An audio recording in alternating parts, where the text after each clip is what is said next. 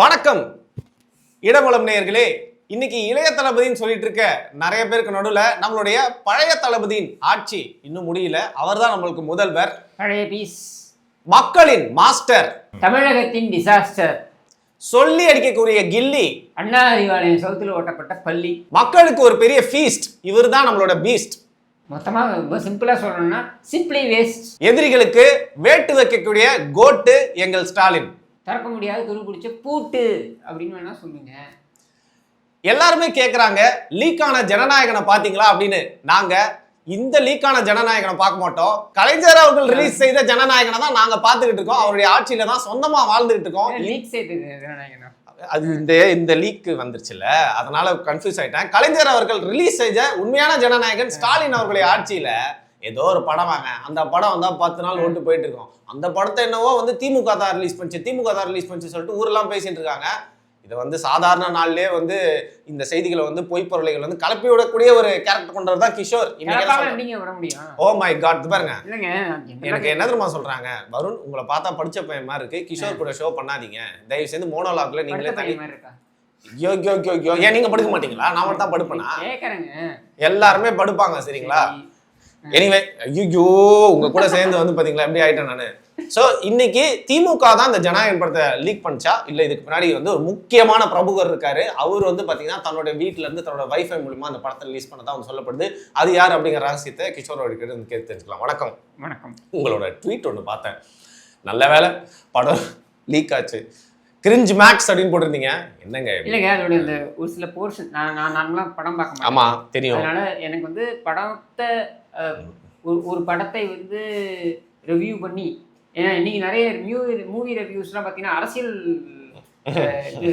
Views கொடுக்க ஆரம்பிச்சிட்டாங்க. நான் என்னன்னா படத்தை நான் சொல்ற அளவுக்கு, எனக்கு படத்தோட தரத்தை பத்தி சொல்ற அளவுக்கு எனக்கு தகுதி இருக்கதான் நான் நினைக்கல. Because I don't know. But நான் பார்த்த வரைக்கும் சில போர்ஷன்ஸ்லாம் பார்த்த வரைக்கும், அதாவது அந்த 3 டைரக்டர் நிற்கிறாங்க பார்த்தீங்களா? ஆமா, லோகேஷ், அட்லி, நெல்சன். ரொம்ப கிரிஞ்சா இருந்தது. சரியா? இதெல்லாம் காசு கொடுத்து போய் மக்கள் பார்க்குறாங்களா அப்படின்னு எனக்கே ஷாக்காக இருந்தது. நாங்கள் எப்படி சொல்லிட்டீங்க உண்மையாகவே. பட் ஹேவிங் செட், ஏன்னா I know Vijay as a very good actor.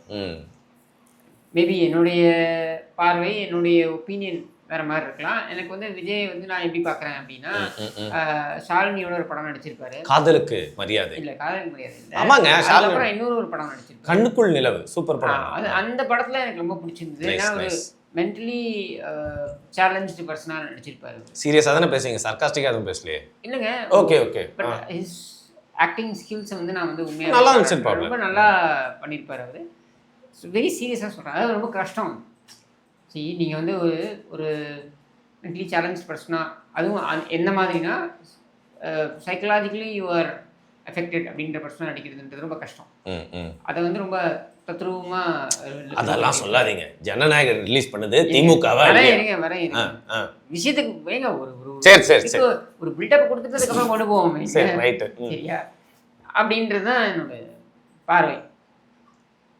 But இந்த படத்தை யார் ரிலீஸ் பண்ணிக்க முடியும்? ஏன்னா இந்த படத்தோடைய ஆரம்பத்துலேருந்தே நம்ம பார்க்குறோம் எவ்வளோ சர்ச்சைகள்லாம் இருந்தது அப்படின்னு சொல்லிட்டு. அதாவது இந்த படம் வரப்போகுதுன்னு சொல்லிட்டு அதுக்கப்புறம் அது வர முடியல, அதுக்கு நிறைய தடங்கள்லாம் இருந்தது அப்படின்றத நம்ம பார்க்குறோம்.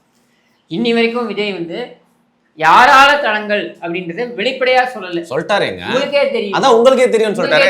அப்ப உங்களுக்கு தெரியல சொல்லுங்க. நான் தான் சொல்றேன், உங்களுக்கே தெரியும்னா அப்புறம் நீ எதுக்கு பேசுற மேடையில? அதான் உங்களுக்கே தெரியுங்க. விஜயோட ஃபேன்ஸ் என்னுடைய பேச்சை ரசிக்காம போகலாம். சரியா?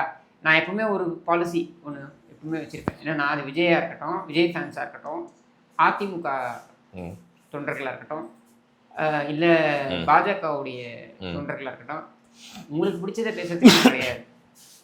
என்னுடைய கருத்தை நான் சொல்கிறேன், பிடிச்சிருந்தா பாருங்க. இப்படி தான் நான் பார்க்குறேன். நான் இதை சொல்கிறேன், விஜய் ஃபேன்ஸ் எப்படி வேணாலும் எடுத்துக்கலாம்.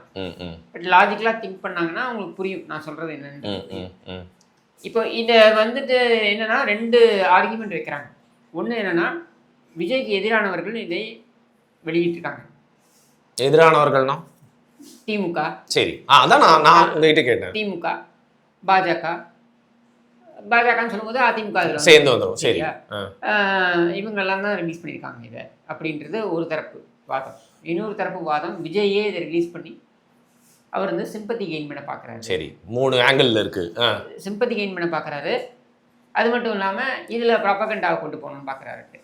இந்த 2 வாதத்தையுமே நான் டிஸ்கவுண்ட் 3 வாதம் சொல்லியிருக்கீங்க. என்ன திமுக வெளியிட்டிருக்குமா இல்ல அதிமுகவும் பாஜக சேர்ந்துக்குமா, இன்னொன்னு விஜய். சரி, நீங்க ஒன்னொன்னுக்கும் எனக்கு வந்து பாசிபிலிட்டிஸ் இல்ல இல்லன்னு திமுக சொல்லுங்க. சரி சரி. ஃபர்ஸ்ட் நம்ம வந்து சஸ்பெக்டா வந்து திமுக தான் பார்க்கணும். ஏன்னா திமுக இந்த மாதிரியான கேப் மாதிரி தனங்கள் எல்லாம் செய்யறதுக்கு தகுதியானவர்கள், சரியா? பட் இதுல அவங்க செஞ்சிருப்பாங்களா அப்படின்றது ஐ டவுட். நாங்க ரிலீஸ் பண்ணோம்னா ரெட் ஜெயண்ட்ல ரிலீஸ் பண்ணுவாங்க, இப்படி லீக் பண்ணனும் அவசியம் இல்லங்க. ரெட் ஜெயண்ட் ரிலீஸ் பண்ண முடியாது இது. பட் நம்ம லாஜிக்கலா பேசுவோம். திமுக இதை செஞ்சிருக்கோம். எப்பவுமே நல்லா புரிஞ்சுக்கோங்க, யார் சஸ்பெக்டா இருப்பாங்க அப்படின்றதுல உங்களுடைய விசாரணையை ஆரம்பிக்க கூடாது. நான் உங்கள்கிட்டயே பேசும்போது நான் சொல்லியிருக்கேன், நான் கிரிமினாலஜியோடைய ஃபர்ஸ்ட் பேஸே என்னன்னா, யார் மீது சந்தேகமே வராதோ அங்கிருந்து தான் உங்களுடைய விசாரணையை ஆரம்பிக்கணும். அப்படிதான் ஆரம்பிப்பாங்க, சரியா? ஒரு 2 பேருக்குள்ள பிரச்சனை, ஒரு கொலை நடக்குதுன்னு வைங்களேன், வேற எந்த சாட்சியுமே இல்லை, கொலை நடந்ததுக்கான எந்த சாட்சியுமே இல்லைன்னா அவங்க என்ன பண்ணுவாங்கன்னா, அவன் தான் முன்பகை இருந்தது, இப்போ அவன் தான் பண்ணியிருப்பான் ஃபர்ஸ்ட் சஸ்பெக்ட் உடனே அப்படின்னு கொண்டு போவாங்க. அப்படி பொதுமக்கள் பார்க்கலாம், ஆனால் கிரிமினாலஜி படி அப்படி பார்க்க மாட்டாங்க. யார் மேலே சந்தேகமே இருக்காது, யார் இந்த ஆளுக்கு நெருக்கமாக இருந்தா அங்கிருந்து ஆரம்பிப்பாங்க. இவன் மேலே சந்தேகமே, ஏன்னா அவனுக்கு அதிக துணிச்சல் இருக்கும் இந்த வேலையை செய்யறதுக்கு, சரியா? அப்படிதான் நம்ம பார்க்கணும். ஸோ அப்படி பார்க்கும்பொழுது திமுக எதிரி அப்படின்ற இடத்துல திமுக விஜயை க்ளோஸ் பண்ணுறதுக்கு என்ன வேணாலும் பண்ணுவாங்க, சரி? பட் இதை பண்ணுவாங்களா அப்படின்னா நீங்கள் யோசிச்சு பாருங்க, இதோட இம்பேக்ட் என்னவா இருக்கும். இந்த படம் வெளில வருது, இந்த படத்தோடைய ஃபுல் ஹெச்டி இதுலேயே எல்லாம் வெளில வந்துருச்சு, எல்லாம் பிட்ஸ் அண்ட் பீசஸாக எல்லாமே வந்து சர்க்குலேட் ஆகும். சர்க்குலேட் ஆகும்போது அது விஜய்க்கு தான் ஃபேவரா போகும், because it's a propaganda movie. முழுக்க முழுக்க எனக்கு ஓட்டு போடுங்கன்னு சொல்ற மாதிரியான ஒரு படம் அது. அப்படின்னும்போது அதை திமுக வெளியிடுமா? ரெண்டாவது, விஜய்க்கு ஒரு ஸ்பேஸ் கொடுக்குது, அது என்னன்னு, நான் விக்டிம் அப்படின்னு சொல்றதுக்கான ஸ்பேஸ். அதை வந்து திமுக விரும்பியே கொடுக்குமா? அப்போ அதுக்கு வாய்ப்பு கிடையாதுன்னு தான் நான் சொல்றேன், அடிச்சு சொல்றேன். அடுத்தது பாஜக அதிமுக இது செய்ய தெரியாது, சரி? அவங்க ப்ரையாரிட்டி இது கிடையாது, அவங்களுடைய அரசியல் வேற, அவங்களுடைய பார்வை வேற. திரைப்படங்களை வைத்தோ இல்லை இது மாதிரி அவங்க ஒரு ப்ரொடக்ஷன் ஹவுஸ்.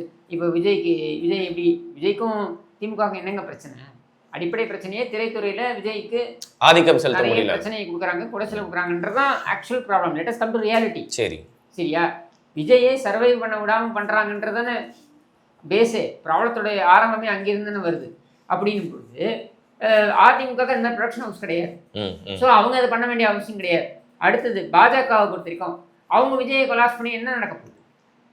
சரி, வேர் ஃபோக்கஸ் இஸ் மம்தா கொடுக்குற டேண்ட்ரம்ஸ், மம்தா கொடுக்குற அத்தனை இதுவும் பெங்கால் தான் அவங்களுடைய ஃபோக்கஸ், அவங்க ப்ரையாரிட்டி அங்கே இருக்குது, சரியா? அப்படி இருக்கும்போது அவங்க வந்து இதை வந்து ஒரு படத்தை இந்த அளவுக்கு கொண்டு வந்து நிறுத்த வேண்டிய அவசியம் கிடையாது. அப்படி அவங்க குடைச்சல் கொடுக்கணும்னு நினைத்திருந்தால், ஏன்னா நீங்கள் சொல்கிறீங்க இல்லையா, தேர்தல் ஆணையமும் பாஜகவோட கையில் தான் இருக்குன்னா, உன்னுடைய 233 வேட்பாளர்கள் வேட்புமனு ஏற்கப்பட்டிருக்குமா? ஏதாவது ஒரு கொலபரேட்டி இருக்குன்னு சொல்லிட்டு வந்து 40 பேர் அப்படியே இது பண்ணிக்க முடியாதா? ஸோ அது கிடையாது, சரியா? இன்னும் சொல்லணும்னா பாஜக விரும்புது விஜயோட பிரசன்ஸை, ஏன்னா விஜய் இருக்கிற வரைக்கும் தான் திமுகவை நீங்க வந்து குறைக்க முடியும் வாக்குகளே அப்படின்னு பாஜக நம்புது. அது மட்டும் இல்லாம பொதுமக்கள் பொதுவா நம்புறது என்னன்னா, சிபிஎஃப்சி வச்சு பாஜக தான் இந்த படத்தை தடை செஞ்சுச்சு, அவங்க இந்த படத்தை வந்து ஸ்ட்ரெயிட்டாவே அவங்க இது பண்ற மாதிரி ஆயிடும். அதனால அவங்க அது பண்றதுக்கு வாய்ப்பு கிடையாது. பாஜக விஜய் இருப்பதை விரும்புகிறது, திரும்பவும் சொல்றேன், பிளேயரா இருக்கிற விரும்புறது, சரியா? அடுத்தது நீங்க பாத்தீங்கன்னா விஜய்க்கு வருவோம், விஜயே இதை பண்ணிருப்பாருன்றாங்க. அதுதாங்க சொல்றாங்க. என்ன, அதாவது விஜயே இதை பண்ணணும்னு நினைச்சிருந்தாருன்னா அவர் ஓடிடியில் ரிலீஸ் பண்ணிட்டு போறாரு. சரி, ஏன் இப்படி சொல்றீங்க? ஆமாங்க, ஏங்க நீங்க இப்போ நீங்க வெளியில இப்படி விட்டு அவங்கவுங்க டவுன்லோட் பண்ணி பார்க்கறது எப்படி? நீ ஓடிடியில் ரிலீஸ் பண்ணியிருந்தேன்னா உனக்கு ஓடிடியில் பணம் வந்திருக்கும்ல, ப்ராப்பரான ஒரு பிரிண்ட் எல்லாம் ஐட்டம் போய் சேர்ந்துருக்கும்ல, பணம் வந்திருக்கும்ல. இன்னொன்று என்னன்னா, அமேசான் வந்து அவங்களோட ஓடிடி கேன்சல் பண்றாங்க ஆமா அப்படின்னு சொல்றாங்க, சரியா? இப்போ அமேசான் கேன்சல் பண்ணுறதுக்கு முன்னாடியே விஜய் அந்த டிசிஷன் எடுத்துருக்கலாம். நான் ஓடிடியில் விட்டுறேன், எல்லாரும் நீ இது பண்ணிக்கோங்க, எல்லாம் டவுன்லோட் பண்ணி பறக்க போகிறாங்க. அவங்களோட வர்ச்சுவல் வாரியர்ஸ் இருக்காங்க இல்லையா, அவங்க பறக்க போகிறாங்க. அப்போது why should Vijay do it? அப்போ விஜய் செய்வதற்கு வாய்ப்பே கிடையாது. அப்போ யார் பண்ணியிருப்பாங்கன்னா 2 ஸ்கோப் தான் இருக்குது. ஒன்று என்னென்னா, விஜயோடைய அந்த நாமினேஷன் பேப்பரில் வரக்கூடிய அந்த டீட்டெயில்ஸ் இருக்கு பாருங்க, இத்தனை கோடி 400 கோடி 500 கோடிக்கு சொத்து இருக்குது அப்படின்னு வரக்கூடியது. ஹை ஸ்டேக்ஸ் இதில் இன்வால்வ்டு. இந்த படத்தோடைய ஒரு 100-150 கோடியோ 200 கோடியோ இருக்கும் அப்படின்னு சொல்லப்படுது. அப்படி இருக்கும் பொழுது, இவ்வளவு கோடி இருக்கும் பொழுது நாம் ஏன் இதில் கொஞ்சம் பணம் பண்ணக்கூடாதுன்னு யாராவது நடுவில் இந்த படத்தை ரெக்கார்ட் பண்ணி, அதாவது அந்த எடிட்டிங் போகும்பொழுதோ இல்லை அந்த ப்ரிவ்யூ தியேட்டரில் இருக்கும்பொழுதோ அதை ரெக்கார்ட் பண்ணி அதை வச்சு மிரட்டிக்கணும் விஜய். சரியா, இவ்வளோ பணம் கொடு இல்லைன்னா நான் ரிலீஸ் பண்ணிடுவேன் அப்படின்னு பிளாக்மெயில் பண்ணியிருப்பாங்கன்னு சொல்லுவாங்க. கண்டிப்பாக ஒரு பார்கெனிங் மாதிரி ஏதோ என்னுடைய அனுமானம். சரி, என்னுடைய அனுமானம். See this my thought. the way you see it இது நடந்துருக்கலாம் சொல்றேன். நான் எல்லாத்தையும் இது பண்ணுறேன். விஜய் பண்ணியிருக்க முடியாது, பாஜக பண்ணியிருக்க தேவையில்லை, திமுக கண்டிப்பாக பண்ணியிருக்காது. அப்படிங்கும்போது யார் தான் பண்ணியிருப்பாங்க அதை அப்படின்னா, ஒன்று இது இல்லைன்னா விஜய்க்கு உனக்கு எதுவுமே இல்லாமல் பண்ணுவேன் அப்படின்னு இறங்குறதுக்கு அவருடைய கேம்ப்லேயே இருக்கக்கூடிய நபர் இதை பண்ணியிருக்கேன். இது ரொம்ப தேவையில்லாம நிறைய ஸ்பெகுலேஷனுக்கு வழி. ஏன்னா நீங்க சொல்றது எப்படி இருக்குன்னா, யாராவது அவர் கூடயே இருக்கிற நபர், அவருக்கு ஆக்சஸ் இருக்கிற நபர், அவரு இது எப்போ வெளியே வருதுன்னு பாருங்க. 2 நாளைக்கு அப்புறம் வெளில வருது. எந்த 2 நாளைக்கு அப்புறம் வெளில வருது? என் கூடயே இருந்த ஆள் எனக்கு எதிராக பேசுறதுக்கு திமுக வச்சு பேச வைக்கிறாங்க, அதை பற்றி நான் கவலைப்படலைன்னு அவர் சொல்றதுக்கு அப்புறம் இது வருது. நெல்லையில் பேசினதை சொல்றீங்க நீங்க. அவருடைய திருநெல்வேலி மீட்டில் அவர் யாரை சொல்றாரு? அதாவது உங்களுக்கு தெரியும் நான் எதை சொல்றேன் அப்படிங்கிறாரு. அது வழக்கம் போல நம்மளுக்கு தெரியும் அப்படின்றது எல்லாருக்கும் தெரியும். நான் வந்து அப்படி விஜய் மாதிரிலாம் பூசி மொழிக்கெல்லாம் பேசுறேன், பட்டவர்தான் பேசுறேன். அவர் ஒய்ஃபை தான் சொல்றாரு. சரியா, எல்லாரும் நம்ம என்ன புரிஞ்சுட்டு இருக்காங்கன்னா, அவங்க ஒய்ஃப் வந்து தனியாக ஏதோ சண்டை போட்டுட்டு இருக்காங்க விஜய்க்கு. கிடையாது, அவங்க ஒய்ஃப் மட்டும் கிடையாது, அவங்க ஒய்ஃப் தனியாக இயங்குவதற்கு வாய்ப்பும் கிடையாது. எப்படி சொல்றீங்க?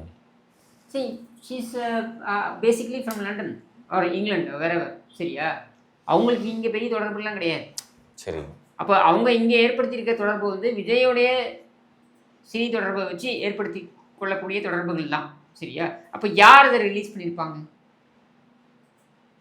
அப்படின்னா, இங்கே ஹோல்டு இருக்கக்கூடிய நபர்கள் தான். யாருக்கு அந்த ஹோல்டு இருக்க முடியும்? விஜயோடைய கோ ப்ரொடியூசராக இருக்கக்கூடிய ஜெகதீஷ்க்கு அந்த ஹோல்டு இருக்க முடியும். பிகாஸ் அந்த படத்தோடைய கோ ப்ரொடியூசர் ஜெகதீஷ் கேவியனோட. சரியா, கேவின்னு இதை ரிலீஸ் பண்ணுறதுக்கு வாய்ப்பே கிடையாது. அவன் பணத்தையும் போட்டு அவன் ரிலீஸ் பண்ணுவானா? பண்ணவும் முடியாது. சரியா, அப்போ ஜெகதீஷ் அதை ரிலீஸ் பண்ணியிருப்பானா? கண்டிப்பாக முடியாது. Because is close with Vijay. Vijay இப்போ is a loyalist of Vijay. So அவன் பண்ணியிருக்க வாய்ப்பு கிடையாது. அப்போ இது யார் பண்ணியிருக்க முடியும்னா, எனக்கு இல்லைன்னா யாருக்கும் இல்லாமல் பண்ணுவேன். நபர் யாருன்னா, when you discount that person பப்ளிக்ல, நீ வந்து என்ன டிஸ்கவுண்ட் பண்ணுறியா, உனக்கு இந்தா நான் கொடுக்குறேன் சோக்கு அப்படின்னு பண்ணக்கூடிய நபர் தான் இருக்க முடியும். So I suspect it should come from his own family. இல்லை, ரொம்ப ஒரு ஸ்ட்ராங்கான ஒரு இல்லை. சரி, நான் பூசி மொழிக்கெல்லாம் பேசலை. சரியா, என்னன்னா இந்த தேர்தலுக்கு அப்புறம் வாட் வாஸ் டிஸ்கஸ்ட், எனக்கு வந்து தகவல் என்னன்னா, இந்த டிவோர்ஸ் ப்ரொசீடிங்ஸ் போயிட்டு இருக்கு இல்லையா, விஜயோட டிவோர்ஸ் ப்ரொசீடிங்ஸ் போயிட்டு இருக்கு இல்லையா, இந்த ப்ரொசீடிங்ஸில் இது ஏன் வெளியில் வந்தது, பப்ளிக்காக கூட வந்திருக்காது, இது ஏன் வெளியில் வந்தது அப்படின்னா, the reason why it came out was because Vijay தரப்புலேருந்து செட்டில்மெண்ட்டுக்கு ஒப்புக்கல அப்படின்றதுனால தான் இது வெளியில் வந்தது. இதில் திமுகவோட கை இருக்கான்னா இருக்குது. எங்கே இருக்குது அப்படின்னா, விஜயோட ஒய்ஃப் வந்து ஏதாவது ஒரு சப்போர்ட் எடுத்து நான், நீ ஒரு அரசியல் கட்சி வச்சிருக்கப்பா, நீ ஒரு சூப்பர் ஸ்டார்ப்பா, உனக்கு ஒரு மக்கள் இருக்காங்க, உனக்கு ஒரு தொண்டர் படையே இருக்குப்பா, நீ எப்போ வெளில போனாலும் உனக்காக கீழே வந்து செத்து போகிறான்பா ஆளுங்க, உனக்கு எதிராக எப்படி சண்டை போட முடியும் நான் அப்படின்னா, அப்போ நான் யாராவது ஒருத்தரை போய் பிடிச்சிக்கணும்ல. அப்போ அவங்க சப்போர்ட்டுக்காக பிடித்து கொள்ளக்கூடிய நபர்கள் யாராக இருப்பாங்க? ஒன்று அவங்க ஃபெலோ ஆக்டர்ஸ் இருப்பாங்க இல்லையா, அவங்களோட ஒய்ஃபு இல்லை அவங்களுடைய டாட்டர், இந்த மாதிரி ஆளுங்கள்ட்டனா அவங்க புலம்ப முடியும். அதை புலம்பி இருப்பாங்க. யாரு? நான் சங்கீதா. அப்படி இல்லைன்னா அவங்க என்ன பண்ணியிருப்பாங்க? யாராவது ஒரு பவர் இது இருக்கணும், இன்ஃப்ளூயன்ஷியல் இருக்கணும். இப்போ யார் ஆளுங்கட்சியாக இருக்காங்க? திமுக. அப்போது அந்த ஃபேமிலியோட இருக்கக்கூடிய கனெக்ஷனை அவங்க ரிவைவ் பண்ணியிருப்பாங்க. நீங்களே பார்த்தீங்க, அப்படி செல்வம் இறந்து போனபோது இவர் வந்து அவங்க வந்து நின்னாங்க, சங்கீதா வந்து நின்னாங்க. அங்கே இருக்கவங்களும் எல்லாருமே அவங்க கூட நல்லா ஆப்வியஸ்லி அவங்க அந்த சப்போர்ட் மெக்கானிசம் எடுத்து தான் செய்வாங்க. ஆனால் திமுக இது வெளியிடுமானா வெளியிடாது. பட் இவங்க வெளியிடும் பொழுது திமுக புஷ் வேடிக்கை பண்ணுவாங்க. தான் பார்க்க முடியும், வேற எதுவும் பண்ண முடியாது. அவங்க எதுவும் பண்ண முடியாது, வேடிக்கை தான் பார்க்க முடியும். அப்போ இதுக்கு என்னன்னா, எலெக்ஷனுக்கு முன்னாலே அவங்க ஒரு செட்டில்மெண்ட்டை எதிர்பார்த்தாங்க, டிவோர்ஸ். ஏன்னா அவங்க பிரிஞ்சு போகணும்னு முடிவு பண்ணிட்டாங்க. பிரிஞ்சு போகணும்னு முடிவு பண்ணவங்க ஒரு செட்டில்மெண்ட்டை எதிர்பார்க்குறாங்க. அந்த செட்டில்மெண்ட்டுக்கு விஜய் ஒத்துக்கல அப்படின்றது தான் பிரச்சனை. தேர்தலுக்கு அப்புறம் நான் செட்டில் பண்ணுறேன் அப்படின்றது தான் உடன்படிக்கை. இது சங்கீதாவுக்கு மட்டும் கிடையாது, அவருடைய டாட்டர், அவருடைய சன்னு, அவருடைய ஃபாதர், மதர் எல்லாம் சேர்த்து தான் அது வருது. சரியா? Entire family. சரியா? பிகாஸ் எல்லாருக்குமே வந்து ஒரு ரோல் இருக்குது. இன்றைக்கி விஜய் இப்படி இருக்காருன்னா அந்த Vijay is big star today and இன்றைக்கி ஒரு பெரிய ஒரு அரசியல் கட்சி தலைவராக உருவாகி இருக்காருன்னா அதுக்கு காரணம் அவருடைய குடும்பம், அவருடைய தொண்டர்கள், ரசிகர்கள். இதில் மாற்றுக்கிறது கிடையாது. பட் அதை விட நீங்கள் அதுக்கு ஈக்குவலாக, அதை விடன்னு சொல்ல மாட்டேன், அதுக்கு ஈக்குவலாக ரோல் ப்ளே பண்ணது யாருன்னா அவங்களுடைய ஒய்ஃப். நான் 26 வருஷம் உங்க கூட குடும்பம் நடத்தியிருக்கேன். சரியா? எனக்கு ஒரு நியாயம் சொல்லு. நியாயத்தை விட்டுருங்க. 26 வருஷம் உங்க கூட குடும்பம் நடத்தியிருக்கேன். நீ இன்னைக்கு வெளியில் போய் நீ பீஸ்ஃபுல்லாக நீ ஒர்க் பண்ணுறேன்னா அது காரணம் நான் வீட்டை பார்த்துக்கிட்டு இருந்திருக்கேன். சரியா? வீட்டை பார்க்குறதுன்றது ஒன்றும் சாதாரணமான வேலை கிடையாது, அதுவும் வேலை தான். நீ எப்படி வெளில போயிட்டு உனக்கு எவ்வளோ டென்ஷன் இருக்கோ எனக்கும் உங்களுக்குள்ளே எனக்கு வீட்டுக்குள்ளே எனக்கு டென்ஷன் இருக்குது. சரியா? அப்போ நான் பார்த்துக்கிட்டு இருக்கேன். அப்போ உன்னுடைய வீக்னஸ்ஸு, உன்னுடைய ஸ்ட்ரென்த் இதெல்லாம் தெரிஞ்ச ஆள் நான். அப்படி இருக்கும்பொழுது நீ என்னை உதாசீனப்படுத்திக்கிறியா? நீ அப்படியே ஒரு மேரேஜ் ஃபங்க்ஷனில் போய் ஒரு ஒரு you will show that I am not bothered அப்படின்ற மாதிரி நீ போவியா? அப்படின்ற மாதிரி நீ போவியா? அப்புறம் ஒரு பப்ளிக் மீட்டிங்கில் வந்துட்டு அதெல்லாம் ஒன்றும் வருது அப்படின்னு நீ சொல்லுவியா? அப்போ 2 ஆப்ஷன் தான் இருக்குது. ஒன்று, I will come to public, நான் வெளில வந்து பேசணும், ப்ரெஸ் மீட் கொடுக்கணும். நான் அதை விரும்பலை. Because she is always been an introvert all her life. நீங்கள் பாருங்களேன், விஜயோடைய பெருசா அவங்க இது பண்ண மாட்டாங்க, நிறைய வெளியிலலாம் மாட்டாங்க. அப்படி வந்தாலும் கூட அவங்க ரொம்ப சைலண்ட்டாக வந்து தான் போவாங்க. அப்படின்னா அவங்களோட மைண்ட் செட் அப்படின்னும்போது எங்கே அடிக்கணுமோ அங்கே, உனக்கு எங்கே வலிக்குமோ அங்கே அடிக்கிறேன். ஸோ இது வலிக்கும்னு நினைக்கிறீங்களா? அது எனக்கு தெரியாது. Okay, that is for Vijay to express. சரி, இப்போ சரியா? வலிக்கலன்றது வேற விஷயம். பட் நீங்கள் வந்து உங்களோட இன்டர்னல் ப்ராப்ளம்ஸை நீங்கள் மற்றவங்கள்ட்ட நீங்கள் கொண்டு போக முடியாது. ஃபார் எக்ஸாம்பிள், திமுக உன்னுடைய பொதுக்கூட்டத்துக்கு தடை விதிக்குதுன்னா கண்டிப்பாக நீ அதை பேசலாம். திமுக என்னுடைய பொதுக்கூட்டத்துக்கு தடை விதிக்குதுன்னு நீ பேசலாம். சரியா? ஆனால் நான் யாருடன் இத்தனை நாள் குடும்பம் நடத்தினோ அவங்களோட எனக்கு பிரச்சனை இருக்கிறதுக்கு திமுக தான் காரணம் நீ சொல்கிறேன்னாக்க, அப்போ திமுகவை நீ அந்த அளவுக்கு அலோவ் பண்ணியிருக்க. உன் வீடு வரைக்கும் நீ திமுக அலோவ் பண்ணியிருக்க. அது தப்பு. ஏதாவது நான் ஆரம்பத்துலேன்னு சொல்கிறேன், திமுக தீய சக்தி, திமுக ஒரு சாக்கடை, அதை ஏன் கிட்ட சேர்க்குற? அப்படி கிட்டே சேர்த்துப்பேன். சாக்கடையை கிட்ட சேர்த்துக்கிறது நாத்தம் அடிக்குதுன்னு என்கிட்ட வந்து சொன்னால் நான் என்ன பண்ண முடியும்? சரி, இப்போ இதில் இன்னும் ஸ்பெகுலேஷன் என்ன இருக்குன்னா, விஜயோட ப்ரொபகேண்டா மூவி ப்ளஸ் அவருக்கு வந்து ஒரு சிம்பத்தி, இன்னொரு பக்கம் வந்து பார்த்தீங்கன்னா வந்து பேசுபொருளாகவும் வச்சுக்கலாம். இந்த 3 மாங்காயும் ஒரே கல்ல அடிச்சிட்டாரு அவரு. அதனால விஜய் தரப்புல ஏங்க அது அவரை ஓடிடியில் ரிலீஸ் பண்ணியே பண்ணிக்கலாம் நீங்கள். ஸோ இந்த நேரத்தில் அவருக்கு வந்து அந்த பணம் கிடைக்கும்ல. இல்லை அது எனிபடி நீங்கள் சொல்லுங்கள். வெறும் உங்களுக்கு வந்து ஒரு நான் ஜென்ரலாக கேட்குறேன், ஒரு காமன் மேனாக கேட்குறேன். உங்கள்கிட்ட ஒரு வீடியோ இருக்குது. இந்த வீடியோவை நீங்கள் ஓடிடியில் ரிலீஸ் பண்ணுறீங்க. ஓடிடியில் ரிலீஸ் பண்ணால் உங்களுக்கு ஒரு 50 கோடி கிடைக்கும். அதுக்கப்புறம் அவன் டவுன்லோட் பண்ணி பரப்பிக்கலாம். அப்படின்னும் பொழுது நீங்கள் அதை செய்வீங்களா? செய்ய மாட்டீங்க. இல்லை, நீங்கள் சொல்கிற மாதிரி செய்யறதுக்கு வாய்ப்பு இருக்குது. நான் என்ன சொல்கிறேன்னா, இந்த படம் இருக்குது, இந்த படத்தோட கான்டென்ட்டே இந்த எலெக்ஷனுக்கு முன்னாடி இந்த படம் போட்டால் எனக்கு ஓட்டு போடுங்கன்னு சொல்கிற மாதிரி தான் இந்த படமே நான் செதுக்கி எடுத்திருக்கேன். ஸோ இந்த படம் வந்து யாரும் ரிலீஸ் பண்ண விட மாட்டீங்க. அப்போ நான் லீக் பண்ணிட்டேன் அப்படின்னா என்னோட ப்ரொபகேண்டாவும் வந்துடும். நீங்கள் திருப்பி புரிஞ்சிக்க மாட்டீங்க. 50 கோடி பெருசா இல்லை ஆட்சிக்கு வந்து 1000 கோடி அடிக்கிறது பெருசா? 50 கோடியோட சேர்த்து இதை பண்ணிருக்கலாமே. நீங்கள் உங்களுக்கு புரியல நான் சொல்கிறது? புரியுது. சரி, நீங்கள் திருட்டுத்தனமாக ரிலீஸ் பண்ணுறதுக்கு பதிலாக நீங்கள் ஓடிடியில் ரிலீஸ் பண்ணி அதை எல்லாரும் டவுன்லோட் பண்ணி ப்ராபகேண்டா பண்ணா உனக்கு அந்த 50 கோடி கிடைக்க போது, உனக்கு எலெக்ஷன்லையும் ப்ராபகேண்டா கிடைக்க போகுது. Nobody is going to. இல்ல, அப்ப இப்ப ஒரு விக்டிம் இது ப்ளே பண்ற மாதிரி ஒரு இடம் கிடைக்குது இல்ல? அதுக்கு எவ்வளவு அதுக்கு நீ எத்தனை பேரை பலிகடா கொடுப்ப? 200 கோடி நீ பலிகடா கொடுப்பியா? அதுக்கு அந்த 200 கோடி இருந்தால் நீ 30 தொகுதியில் ஜெயிச்சுட்டு போகலாமே. அதே 200 கோடியை நீ போய் 30 தொகுதியில் செலவு பண்ணனா நீ ஜெயிச்சுட்டு போகலாமே. எந்த முட்டாளாவது செய்வானா?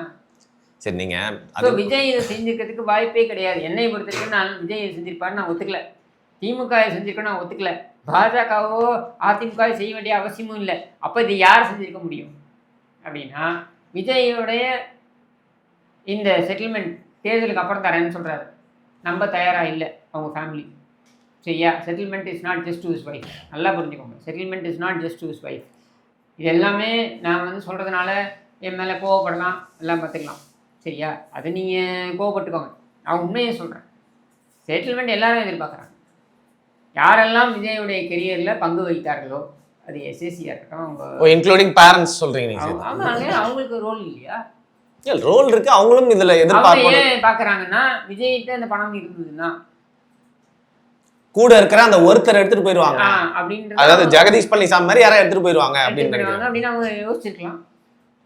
ஸோ அதனால தான் அவங்க இதை ப்ளே பண்ணுறாங்கன்றது my thought process. I may be wrong. தப்பாக இருந்தால் நீங்கள் கமெண்ட் செக்ஷனில் வந்து கெட்ட வார்த்தைகளை பயன்படுத்தினா நான் கண்டுக்காமல் போகிறேன். ஆனால் உண்மையான இன்புட்டாக இருந்து நீங்கள் சொல்ல போகிறீங்கன்னா அதை எடுத்துக்க போகிறேன், அவ்வளோதான்.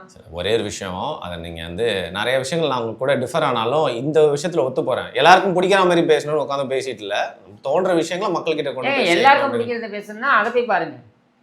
உங்களுக்கு பிடிச்சதை யார் யார் பேசுகிறாங்களோ அங்கே போய் பாருங்கள், சரியா? என் மனசில் என்ன தோணுதோ அதை பேச தான் நான். இது எல்லா இடத்துலையும் நான் ஃபாலோ பண்ணுறேன். இப்போ என் வீட்லேயே பார்த்தீங்கன்னா, நீ ஏன் இப்படி பேசுகிறேன்னா அது உன் வேலை கிடையாதுன்னு சொல்லுவேன் நான், சரியா? அது நான் என்னோட ஒப்பீனியன்.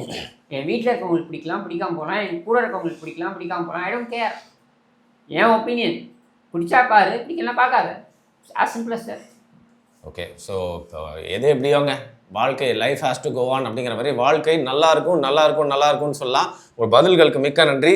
அதுக்கு நேயர்களே எல்லாருமே நல்லதே நடக்கும், கான்ஃபிடென்ட்டாக இருங்க. சீக்கிரம் அடுத்த வீடியோவில் வந்து சந்திக்கிறோம். நன்றி.